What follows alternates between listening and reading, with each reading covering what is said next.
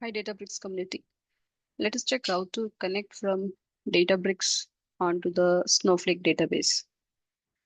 We will be doing it using Databricks Free Edition, which we got access to since June 11th. I'm in my Databricks Free Edition account. I've already logged in and I'm at the Catalog Explorer using the options provided with the workspace, the current Free Edition workspace. We have provision of connecting to the Snowflake just through the UI itself. Let us check the options here. Just a minute, let me adjust the screen. Here we have the plus symbol, which says to be add data. Let me click on it. Here you observe create a connection. Let me choose it.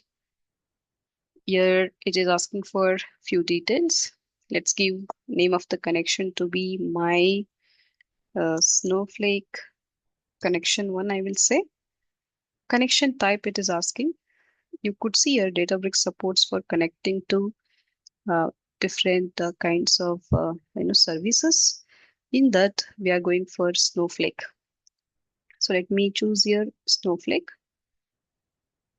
and followed by that, it is asking for authentication type.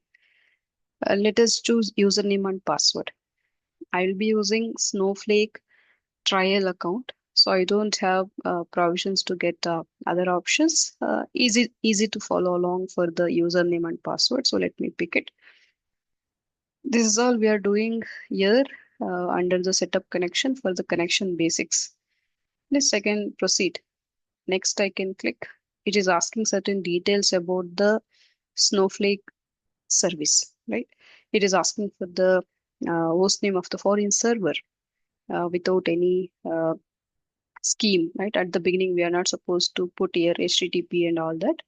Just hostname.domain.com. In that format, we are supposed to enter the URL here.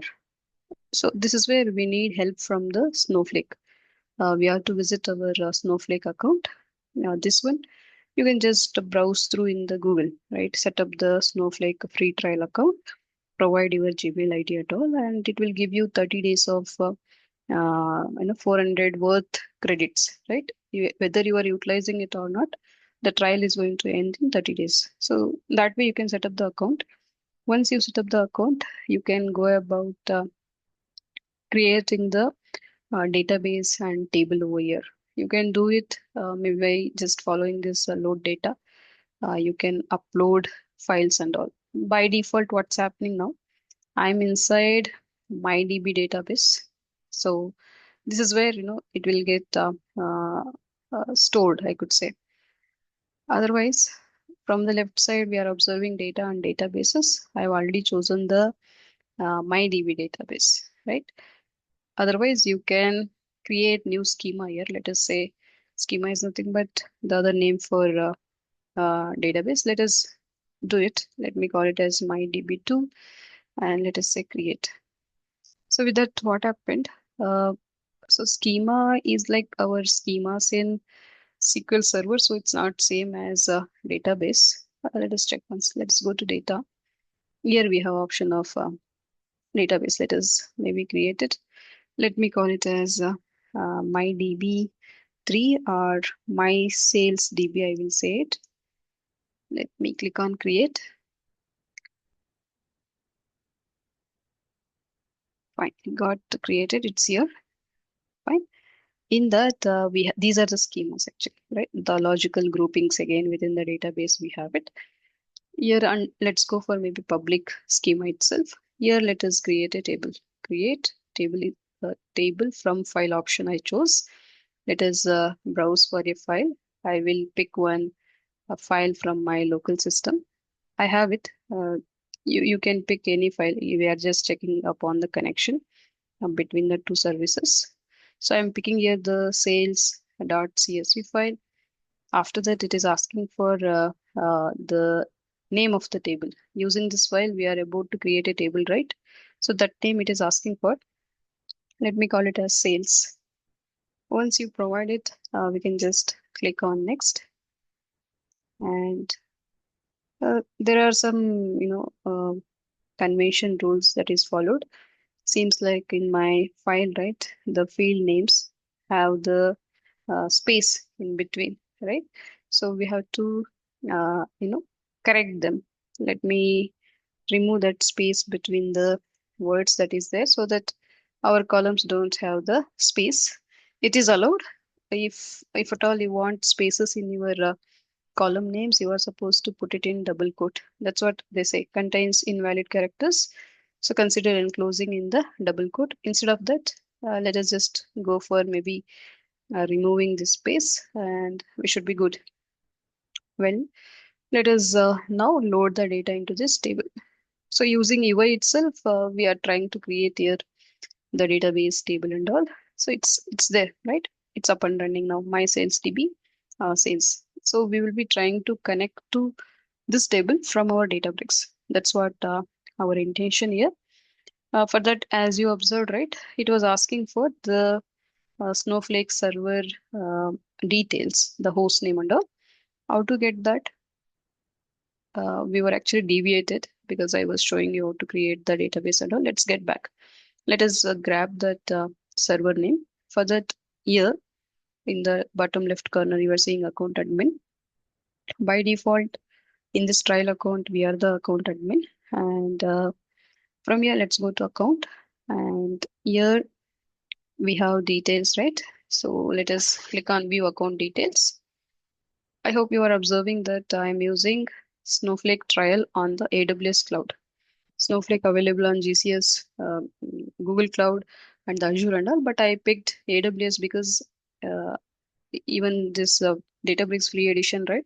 They are offering over the AWS. I thought, let me just try out maybe AWS itself. That's what I picked, and we got the server. Fine, host name we got it, and now that host name I have to put it here in my Databricks. Okay, I'm pasting it. Good. This port and all you leave it as it is, and username you will get it from your your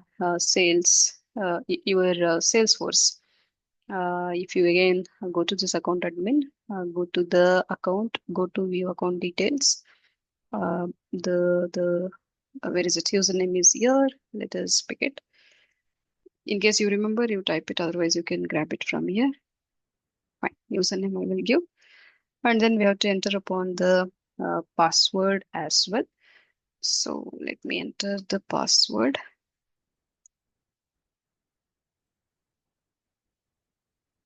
Great. So done. Let us say next.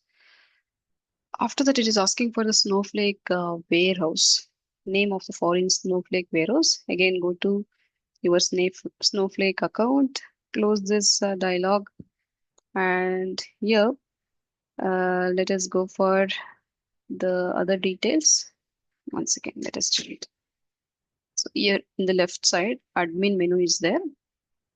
Under that, we have warehouses. Click that. Here we get the name of the warehouse being used. Compute underscore WH. So let us copy it. It got opened. Fine. So let us copy it. Let's go to our Databricks and let us provide the Snowflake warehouse name here. Other things, just leave it. Fine. And here we created inside the public schema itself. So all these we can leave and let us say create connection. Now it is asking uh, to what entity of the Snowflake you are connecting. We are connecting onto my sales DB. This is what I created, right? My sales DB, and other things you can leave. Here they're saying that pick the location where you want to store this data and all. Uh, Data in the sense metadata related to this connection. Let us leave it at default. We are using free edition and we don't have access to the S3 buckets and all. Let us leave it and let us say test connection. But to test the connection, we should have the server running from the Databricks end. So let us say serverless starter warehouse.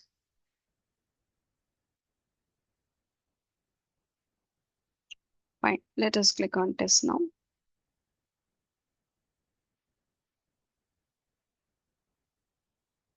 Hopefully, it should not fail. Why it is taking a while. The database name, let me check from my Snowflake data, databases, my sales DB. Is it expecting in capital letter?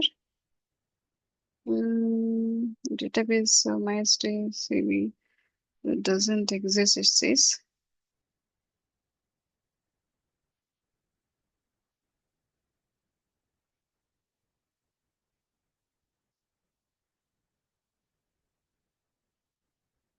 Let us check once. This is a database that we have created.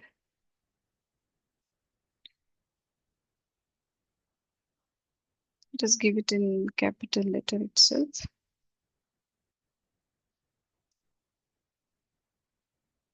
Yeah, there is a typo, right? Here, when I created DB, instead of sales, it has become something else. Maybe that was the reason. Let us go for test connection now.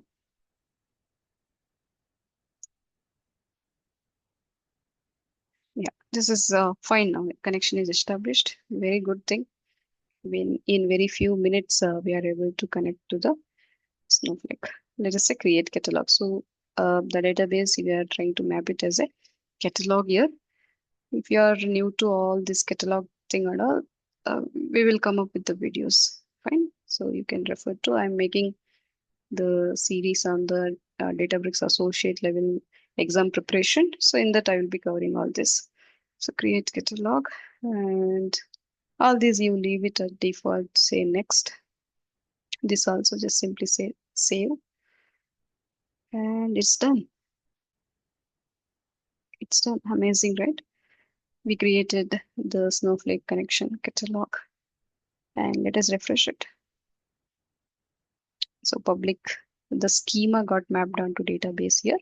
Database got mapped onto catalog and let us see sales. Okay, sales table, we are able to see it here and we should be able to query this table in few minutes, right? Just we are able to get all the data present in the Snowflake in our Databricks. Let us try to query it. Let us say, let us pick it, okay? The catalog is my Salesforce connection one catalog. Schema is public. And let us say here, select star from sales, right? Let us run it.